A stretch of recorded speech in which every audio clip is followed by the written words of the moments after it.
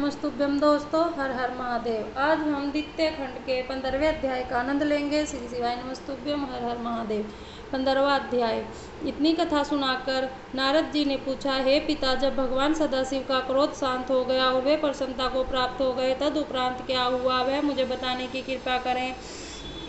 ब्रह्मा जी बोले, हे नारद, जब भगवान सदाशिव मुझ पर प्रसन्न हुए और उन्होंने मेरे वीर्य को पृथ्वी पर चमकता हुआ पड़ा देखा तो मुझसे कहा, हे ब्राह्मण, यह वीर्य अत्यंत तेजस्वी दिखाई देता है, अतः से नष्ट होना नहीं करना चाहिए। जिस समय तुम्हारा वीर्य पृथ्वी पर गिरा था उसी समय मेरे नेत्रों के कुछ आंसू भी पृथ्वी पर गिरे थे। अस्तु उन दोनों के सम्मिलन से 4 मेघों की उत्पत्ति होगी। शिव जी के इतना कहते ही 4 मेघ उत्पन्न होकर आकाश में छा गए, गरजते हुए पानी बरसाने लगे। परंतु उस समय शिव जी के भय के कारण वह वर्षा धीमी फुहारों के रूप में हो रही थी। उस वर्षा को देखकर शिव जी तथा अन्य सभी सभासद अत्यंत प्रसन्न हुए और सर्वत्र आनंद भर गया। तदुपरांत शिव जी की आज्ञा विवाह की अन्य रीतियों को पूरी कराई गई। हे नारद, यह सब हो जाने के पश्चात विवाह के बाजे फिर पहले की भांति बज उठे। उस समय हमने शिव जी की स्तुति करते हुए कहा, हे प्रभु, जिस प्रकार शब्द और अर्थ में भेद नहीं, उसी प्रकार आप में तथा शक्ति में कोई अंतर नहीं है। आपकी महिमा अपरम्य है। आपके चरणाविंद की कृपा से इस संसार में किसने क्या नहीं पाया। आप संपूर्ण जीवधारियों के पिता हैं और भगवती शक्ति या संसार की माता। इस स्तुति को सुनकर शिव तथा शक्ति अत्यंत प्रसन्न हो हम लोगों पर कृपा दृष्टि की वर्षा करते हुए कैलाश पर्वत पर चल दिए।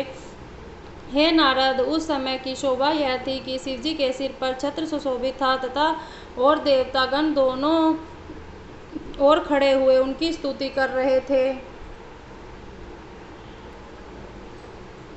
शिव जी ने कुछ दूर आगे जाकर दक्ष तथा अन्य सब देवताओं को विदा कर दिया और स्वयं शक्ति एवं अपने गणों सहित कैलाश पर्वत पर विराजे। जब शुभ लगन में शिव जी और सती ने अपने भवन में प्रवेश किया, उस समय चारों ओर से जय जयकार की ध्वनि सुनाई पड़ने लगी। मैंने तथा विष्णु जी ने शिव जी एवं सती को एक ही सिंहासन पर बिठाया। उस समय नृत्य गायन एवं मंगलाचरण होने लगे। शिव जी ने सभी मनोकामना पूर्ण करते हुए जिसने जो मांगा उसे वही वस्तु प्रदान की। तदुपरांत सब लोग उनका यश वर्णन करके अपने अपने घर को लौट गए। मैं तथा विष्णु जी भी उनकी आज्ञा प्राप्त कर अपने लोक को लौट आए। हे पुत्र, इस प्रकार मैंने शिव जी के विवाह के लिए अनेक उपाय किए, परंतु मेरा कोई वंश नहीं चला। तब साक्षात आदिशक्ति ने प्रकट होकर उनके लिए तप किया। तभी शिव जी ने उन्हें स्वीकार किया। भगवान सदाशिव का यह चरित्र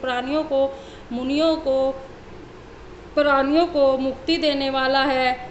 शिव जी का विवाह हो जाने पर मेरे हृदय का दुख दूर हो गया। इस प्रकार श्री त्रिशूल पानी सती के साथ विहार करते हुए कैलाश पर्वत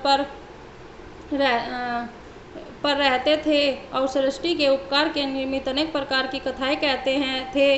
जो मनुष्य शिव और सती के विवाह की इस पवित्र कथा का पाठ करता है वह संसार में इच्छित आनंद को प्राप्त कर अंत में मुक्ति पाता है। श्री शिवाय नमस्तुभ्यम दोस्तों, हर हर महादेव। यह हम द्वितीय खंड के 15वें अध्याय का आनंद ले रहे थे। श्री शिवाय नमस्तुभ्यम, हर हर महादेव।